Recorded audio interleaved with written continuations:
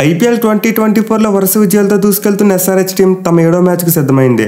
ఈ రోజు ఢిల్లీలోని అరుణ్ జైట్లీ స్టేడియం వేదికగా ఢిల్లీ క్యాపిటల్స్తో ఒక ఇంపార్టెంట్ మ్యాచ్ ఆడబోతున్నారు. సో ఈ మ్యాచ్ అయితే రెండు జట్లకు ప్లే ఆఫ్ రేస్లో భాగంగా చాలా కీలకం. Mainly DC team play off రేస్లో స్ట్రాంగ్గా ముందుకెళ్లాలంటే వాళ్ళు ఖచ్చితంగా ఈ మ్యాచ్లో గెలవాలి. అలాగే ఎస్ఆర్హెచ్ టీం చూసుకున్న పాయింట్స్ టేబుల్లో పైకి మూవ్ అవ్వాలంటే ఈ మ్యాచ్లో విజయం అనేది వాళ్ళకు కూడా చాలా కీలకం. బట్ ఈ మ్యాచ్లోకి రెండు టీంలు కూడా చాలా మంచి ఫామ్తో వస్తున్నాయి. ఎస్ఆర్హెచ్ టీం వాళ్ళు చివరిగా ఆడిన 3 మ్యాచ్లో గెలిచారు. అలాగే డీసీ టీం చూసుకున్న వాళ్ళు ఆడిన చివరి 2 మ్యాచ్లో గెలిచి ఈ మ్యాచ్లోకి వస్తున్నారు. సో రెండు ఇన్ఫార్మ్ టీమ్స్ మధ్య మ్యాచ్ జరగబోతుంది కాబట్టి మనమైతే ఒక క్లోజ్ కాంటెస్ట్ని ఎక్స్పెక్ట్ చేయవచ్చు. ఇన్ఫాక్ట్ ఈ రెండు జట్ల మధ్య ఇప్పటివరకు చాలా నెక్ టు నెక్ మ్యాచెస్ కూడా జరిగాయి. సో ఐపీఎల్ హిస్టరీలో చూసుకుంటే రెండు టీమ్స్ మొత్తం 23 మ్యాచ్లో తలపడ్డాయి. అంటే 23 మ్యాచ్లో డీసీ టీం 11 మ్యాచ్లో గెలిస్తే ఎస్ఆర్హెచ్ టీం 12 మ్యాచ్ల్లో గెలిచింది. అంటే హెడ్ స్టాట్స్లో స్లైట్గా ఎస్ఆర్హెచ్ టీంకు డీసీ మీద అడ్వాంటేజ్ కనిపిస్తుంది. అయితే చివరికి రెండు జట్ల మధ్య జరిగిన 5 మ్యాచ్లో చూసుకుంటే డీసీ టీం చాలా డామినేట్ చేసింది. వాళ్ళు మొత్తం 4 మ్యాచ్లో గెలిస్తే ఎస్ఆర్హెచ్ వాళ్ళు 1 మ్యాచ్లోనే గెలిచారు. సో రెండు జట్ల మధ్య రీసెంట్ ఫామ్ అయితే కొంతవరకు డీసీ టీంకి అనుకూలంగా ఉంది. But anyway last year SRH వాళ్ళు ఇదే గ్రౌండ్లో ఢిల్లీ టీం ఓడించారు. అలాగే ఓవరాల్గా చూసుకున్న ఎస్ఆర్హెచ్ టీంకి గ్రౌండ్లో చాలా మంచి రికార్డు ఉంది. సో వీటన్నింటి బట్టి చూసుకుంటే మనమైతే ఈ మ్యాచ్లో రెండు జట్ల మధ్య ఒక క్లోజ్ కాంటెస్ట్ని ఎక్స్పెక్ట్ చేయవచ్చు. ఇక మ్యాచ్ ఆడపై అరుణ్ జైట్లీ స్టేడియం యొక్క పిచ్ రిపోర్ట్ చూసుకుంటే కొంతవరకు డిఫరెంట్ వికెట్ ఇదే. అంటే లాస్ట్ ఇయర్ ఐపీఎల్ చూసుకుంటే వికెట్ చాలా స్లోగా ఉంది. స్పిన్ బౌలర్స్కి అద్భుతంగా అనుకూలించింది. బట్ వన్డే వరల్డ్ కప్ టైంకి వికెట్ని కంప్లీట్లీ మార్చేశారు. ఒక బ్యాటింగ్ ప్యారడైస్లా చేశారు. అలాగే రీసెంట్గా గ్రౌండ్లో డబ్ల్యూపీఎల్ జరిగినప్పుడు కూడా కొంతవరకు భారీ స్కోర్లు వచ్చాయి. బట్ ఎనివే అదే డబ్ల్యూపీఎల్ 2 ఓవర్స్ టైం చూసుకుంటే మాత్రం మళ్ళీ వికెట్ స్లో అయింది. సో ప్రజెంట్ అయితే వికెట్ ఎలా బిహేవ్ చేస్తుందో చెప్పడం కొంతవరకు డిఫికల్ట్. బట్ డెఫినెట్లీ సీజన్లో గ్రౌండ్లో ఇది ఫస్ట్ మ్యాచ్ కాబట్టి ఖచ్చితంగా మనం కొంతవరకు రన్స్ని ఎక్స్పెక్ట్ చేయవచ్చు. ఎందుకంటే వికెట్ ఫ్రెష్గా ఉంటుంది. అయితే మరి out and out batting friendly wicket కూడా ఇవ్వకపోవచ్చు. ఎందుకంటే ఎస్ఆర్హెచ్ టీం యొక్క బ్యాటింగ్ ఫామ్ను దృష్టిలో పెట్టుకుని డీసీ టీం ఖచ్చితంగా కొంతవరకు బౌలర్స్ అనుకూలించే పిచ్ని తయారు చేయించుకుంటారు. సో మనమైతే ఈ మ్యాచ్లో మోస్ట్ లైక్లీ అరౌండ్ 180 to 190 మధ్య స్కోర్స్ చూసే అవకాశం ఉంది. ఇక ఈ గ్రౌండ్ యొక్క స్టాట్స్ విషయానికి వస్తే ఇప్పటివరకు మొత్తం 84 ఐపీఎల్ మ్యాచెస్ జరిగాయి. అండ్ 84 మ్యాచ్లో ఫస్ట్ బ్యాటింగ్ చేసిన టీం 37 మ్యాచ్లో గెలిస్తే చేస్ చేసిన టీమ్స్ 46 మ్యాచ్లో గెలిచాయి. అండ్ ఈ గ్రౌండ్లో first innings average score 167 runs. So ఈ స్టాట్స్ బట్టి అయితే క్లియర్గా చేస్ చేసిన టీంకి అడ్వాంటేజ్ కనిపిస్తుంది. పైగా ముందు చెప్పుకున్నట్టు ఆడది ఫస్ట్ మ్యాచ్ కాబట్టి వికెట్ ఫ్రెష్గా ఉంటుంది. అలాగే డ్యూ ఫ్యాక్టర్ కూడా వచ్చే ఛాన్స్ ఉంటుంది కాబట్టి మోస్ట్ లైక్లీ టాస్ గెలిచిన కెప్టెన్ ముందుగా ఫీల్డింగే తీసుకుంటారు. ఇక గ్రౌండ్లో ముందు చెప్పుకున్నట్టు ఎస్ఆర్హెచ్ టీంకి చాలా మంచి రికార్డు ఉంది. వాళ్ళు ఈ గ్రౌండ్లో ఢిల్లీ టీంతో 6 మ్యాచ్లు ఆడితే 5 గెలిచారు. ఒక్క దాంట్లో మాత్రం ఓడిపోయారు. అంటే ఎస్ఆర్హెచ్ వాళ్ళకి ఇది ఒక ఎవే గేమ్ అయినప్పటికీ ఫీల్డ్ మాత్రం హోమ్ గ్రౌండ్లోనే ఉంటుంది. ఎందుకంటే వాళ్ళకి గ్రౌండ్లో అద్భుతమైన రికార్డు ఉంది. మెయిన్ ఎస్ఆర్హెచ్ వాళ్ళు ఈ గ్రౌండ్లో గెలిచిన 5 మ్యాచ్లు 4 సార్లు చేజింగ్ చేసినప్పుడే గెలిచారు. సో ఎస్ఆర్హెచ్ టీంకి అయితే ఈ గ్రౌండ్లో చాలా మంచి మెమరీస్ ఉన్నాయి. బట్ అదర్ అండ్ డీసీ టీంకి చూసుకుంటే ఈ గ్రౌండ్లో అస్సలు మంచి రికార్డు లేదు. పేరుకి వాళ్ళ హోమ్ గ్రౌండ్ అయినప్పటికీ ఈ గ్రౌండ్లో వాళ్ళ రికార్డ్ చాలా పూర్గా ఉంది. మొత్తం వాళ్ళు ఈ గ్రౌండ్లో 77 మ్యాచ్లు ఆడగా 33 మ్యాచ్లు మాత్రమే గెలిచి 43 మ్యాచ్లు ఓడిపోయారు. మిగిలిన 1 మ్యాచ్లో ఫలితం రాలేదు. సో డీసీ టీంకి అయితే ఈ గ్రౌండ్లో అస్సలు మంచి రికార్డు లేదు. Main last year DC team ఈ గ్రౌండ్లో మొత్తం 7 మ్యాచ్లు ఆడితే 2 మాత్రమే గెలిచారు. 5 ఓడిపోయారు. సో స్టాట్స్ అన్ని ఖచ్చితంగా డీసీ టీంకి అగైనిస్ట్గా కనిపిస్తున్నాయి. బట్ ఎన్నో ప్రెసెంట్ ఆ టీం మంచి ఫామ్లో ఉంది కాబట్టి తక్కువ అంచనా అస్సలు వేయకూడదు. మెయిన్లీ సార్ ఆ టీంలో యంగ్స్టర్స్ బాగా రాణిస్తున్నారు. సో డెఫినెట్లీ రెండు జట్ల మధ్య మనమైతే ఒక హై వోల్టేజ్ మ్యాచ్ని చూడవచ్చు. ఇక టీమ్స్ విషయానికి వస్తే ముందు చెప్పుకున్నట్టు డీసీ టీం చాలా మంచి ఫామ్లో ఉన్నారు. వాళ్ళు తమ లాస్ట్ 2 మ్యాచ్లు లక్నో మరియు గుజరాత్ టీంలు ఓడించారు. సో సీజన్ స్టార్టింగ్లో ఢిల్లీ టీం అయితే చాలా స్ట్రగుల్ అయ్యింది. మెయిన్లీ వాళ్ళు చూసుకుంటే ఒక మ్యాచ్లో కేకేఆర్ టీంకి 272 రన్స్ ఇచ్చారు. అలాగే మరో మ్యాచ్లో ముంబై టీంకి 230+ రన్స్ ఇచ్చారు. బట్ ఎప్పుడైతే వాళ్ళ టీంలోకి కుల్దీప్ యాదవ్ ఇంజరీ నుంచి కోలుకుని తిరిగి కంబ్యాక్ ఇచ్చాడో ఆ తర్వాత వాళ్ళ బౌలింగ్ యూనిట్ కంప్లీట్లీ మారిపోయింది. సో ప్రజెంట్ అయితే డీసీ టీం యొక్క బౌలింగ్ యూనిట్ చాలా స్ట్రాంగ్గా కనిపిస్తుంది. మోస్ట్ ఇంపార్టెంట్ వాళ్ళ బౌలింగ్ యూనిట్లో ఒక ఫారెన్ ప్లేయర్ కూడా లేడు. అందరూ కూడా ఇండియన్ బౌలర్సే ఉన్నారు.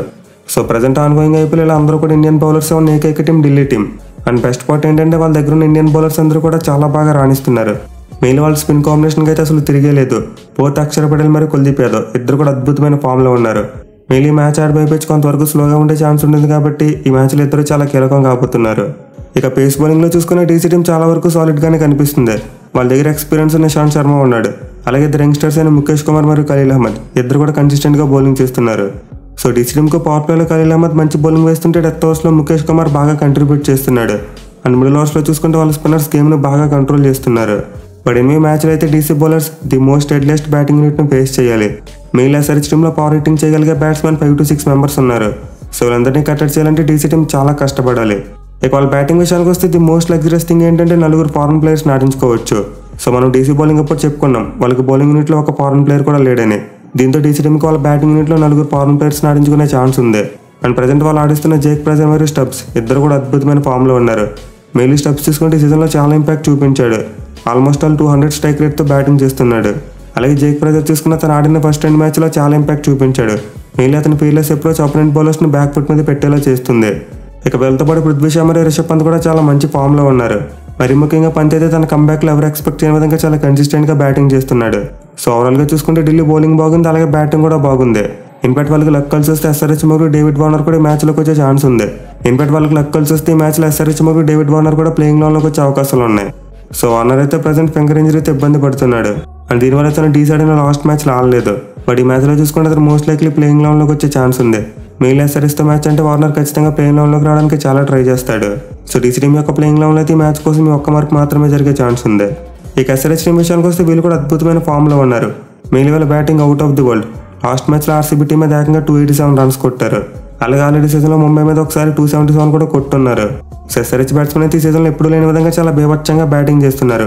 Mainly Abhishek Sharma, Travis head మరియు హెన్రిక్ క్లాసెన్ ఈ ముగ్గురు SRH టీంకి త్రిమూర్తుల్లో తయారయ్యారు.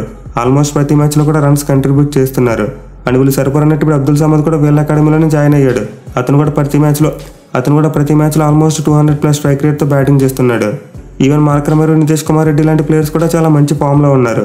సో ఓవరాల్గా SRH టీం బ్యాటింగ్ అయితే చాలా బలంగా ఉంది. బట్ ఈ మ్యాచ్లో అయితే వాళ్ళు కాస్త జాగ్రత్తగా ఉండాలి, ఎందుకంటే డీసీ బౌలింగ్ కాస్త డిఫరెంట్. ఎస్పెషల్లీ వాళ్ళ స్పిన్ అటాక్ చాలా స్ట్రాంగ్గా ఉంది. సో ప్రీవియస్గా SRH టీం ముంబై మీద కొట్టిన, RCB మీద కొట్టిన వాళ్ళ స్పిన్ అటాక్ బాగోలేదు కాబట్టి వర్కౌట్ అయింది. బట్ డీసీ దగ్గర ఉన్న స్పిన్ అటాక్ మీద పెద్ద స్కోర్ కొట్టాలంటే కొంతవరకు కష్టమైన విషయమే. ఇక బౌలింగ్ విషయానికి వస్తే ఫర్ డీసీతో కంపేర్ చేసుకుంటే SRHది స్ట్రాంగ్గా లేదు. వీళ్ళు వాళ్ళ బౌలింగ్లో ప్యాట్ కమిన్స్ మీద ఎక్కువగా డిపెండ్ అవుతున్నారు. సో ప్రజెంట్ SRH బౌలింగ్ యూనిట్లో చూసుకుంటే ప్యాట్ కమిన్స్ ఒక్కడే బిలో 8 ఎకానమీతో బౌలింగ్ చేస్తున్నాడు. మిగిలిన బౌలర్స్ అందరూ ఆల్మోస్ట్ 10 కంటే ఎక్కువ ఎకానమీతో బౌలింగ్ వేస్తున్నారు. సో SRH బౌలింగ్ అటాక్లు ఇదైతే మారాలి. ప్యాట్ కమిన్స్తో పాటు మిగతా ప్లేయర్స్ కూడా కలిసికట్టుగా బౌలింగ్ చేయాలి. మెయిన్లీ భూవి లాంటి ఎక్స్పీరియన్స్ ఉన్న ప్లేయర్ కన్సిస్టెంట్గా రాణించాల్సిన అవసరం ఎంతైనా ఉంది. అలాగే నట్టు చూసుకున్న ఉన్నతగా చూసుకున్న ప్యాట్ కమిన్స్కి మంచి సపోర్ట్ ఇవ్వాలి. అండ్ ఆల్సో స్పిన్నర్స్గా మార్కండే మరి షాబాజ్ అహ్మద్ కూడా తమ రేంజ్ బౌలింగ్ చేయాలి. లేకపోతే ఢిల్లీ యంగ్స్టర్స్ ఖచ్చితంగా SRH టీం యొక్క వీక్ బౌలింగ్ని ఎక్స్ప్లాయిట్ చేస్తారు. ఇక టీంలో చేంజెస్ విషయానికి వస్తే లాస్ట్ మ్యాచ్లో గెలిచారు కాబట్టి నేనైతే ప్లేయింగ్ లెవెల్ అలాంటి మార్పులు చేయాలనుకుంటున్నా. లేదు ఒకవేళ ఏదైనా చేంజ్ చేయాలనుకుంటే బౌలింగ్లో చేస్తారు. అదేంటంటే జైదేవ్ ఉనద్కట్ను పక్కన పెట్టి ఉమ్రాన్ మాలిక్ని తీసుకొచ్చే ఛాన్స్ ఉంటుంది. లేదు వరుసగా హ్యాట్రిక్ విజయాలు కొట్టారు కాబట్టి కాంబినేషన్ మార్చకుండా సేమ్ కాంబినేషన్ వెళ్ళమని మార్చిపోవడం అవసరం లేదు. ఇక ఈ మ్యాచ్లో అయితే మనం స్టార్టింగ్ నుండి చెప్పుకుంటున్నట్టే మెయిన్ బ్యాటిల్ డీసీ బౌలర్స్ మరి SRH బ్యాట్స్మెన్ మ్యాచ్ ఉండబోతుంది. మెయిన్లీ డీసీ బౌలర్స్ తమ లాస్ట్ మ్యాచ్లో గుజరాత్ టీంని 89 పరుగులు కాల్అవుట్ చేశారు. వేరే SRH వాళ్ళు చూసుకుంటే తమ లాస్ట్ మ్యాచ్లో 287 రన్స్ కొట్టారు. సో పర్సరీ మ్యాచ్లో ఈ రెండింటి మధ్య జరగబోయే బ్యాట్లో ఏ టీం అయితే పైచి సాధిస్తుందో వాళ్ళే మ్యాచ్ కూడా గెలుస్తారు. ఈవెన్ బ్యాటింగ్లో చూసుకున్న డీసీ టీంలోకి వార్నర్ లాంటి ప్లేయర్ వస్తే వాళ్ళు కూడా చాలా డేంజరస్గా తయారవుతారు. Mainly Australia Pushpak SRH team అయితే చాలా మంచి రికార్డు ఉంది. సో ఫస్ట్ SRH టీంకి అయితే మ్యాచ్లో విజయం అంత ఈజీగా రాకపోవచ్చు. ఢిల్లీ టీం ఖచ్చితంగా హెవీ కాంపిటీషన్ ఇస్తారు. చూడాలి మరి మ్యాచ్లో ఏ టీం తమ విన్నింగ్ మొమెంటంను కొనసాగిస్తారనేది.